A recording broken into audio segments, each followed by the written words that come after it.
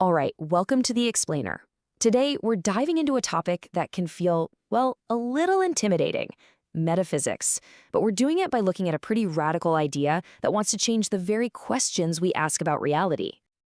You know how it is, right? You hear about philosophers getting bogged down in these super abstract questions that just seem to go in circles, endlessly debating the nature of being.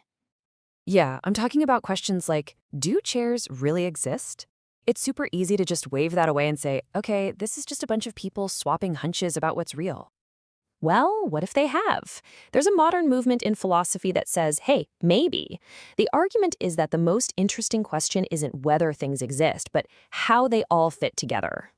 So, to really get what a big deal this shift is, we first have to understand what a metaphysician's job has traditionally been. Okay, so for a huge chunk of the last century, metaphysics was dominated by this one guy, the philosopher W.V.O. Quine. And in his view, the main task was to answer a deceptively simple question: what is there? Basically, their job was to be an accountant for reality. Seriously, their whole goal was to create this massive ledger, a definitive list of everything in the universe. We're talking numbers, properties, meanings, atoms, you name it. But now, a different idea is making a comeback, and it's inspired by a much older way of thinking, an Aristotelian view that argues just listing stuff totally misses the point. I mean, it's like having a list of all the parts of a car, but having zero clue how the engine actually works. So this new old view isn't about taking inventory, not at all. It wants to understand the structure, the hierarchy, the relationships of dependence that make up reality. It asks what grounds what.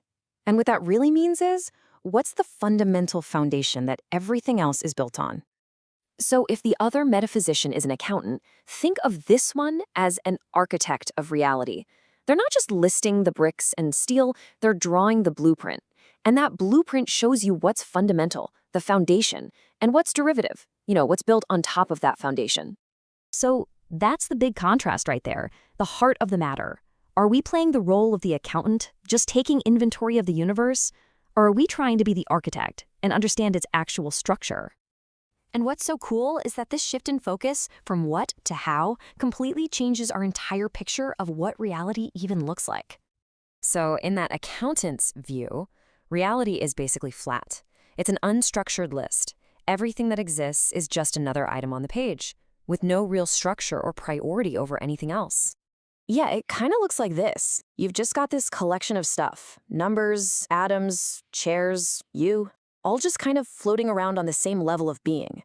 Nothing is more fundamental than anything else. But then you switch to the architect model, and suddenly reality has depth, it has layers, it has a foundation. Some things are definitely more fundamental than others.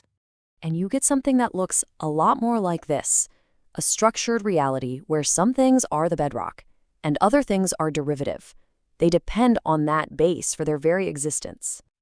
Okay, so why does any of this matter? Why is shifting from whether to how such a big deal?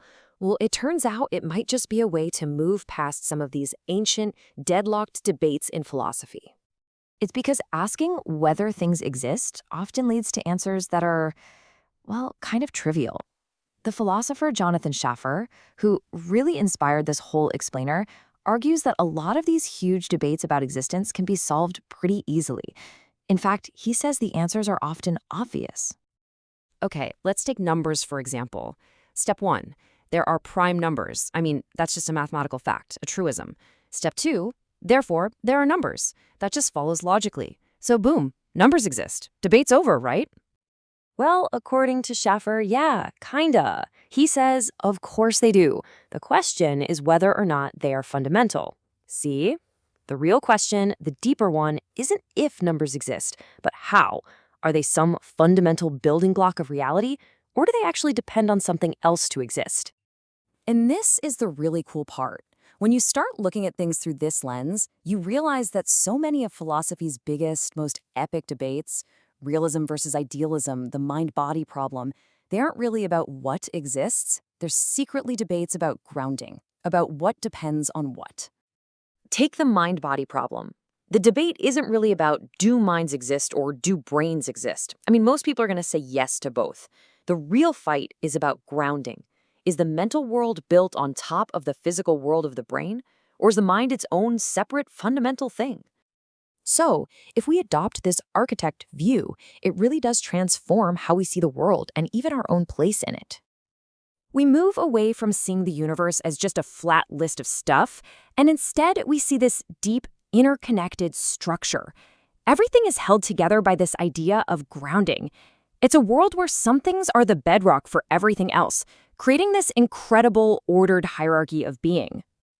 And that leaves us with one last kind of mind-bending thought. What if this entire hierarchy, this whole structure, traces all the way back to just one single foundation? What if you and me and numbers and stars, what if we're all just different aspects of one single fundamental thing, the cosmos itself?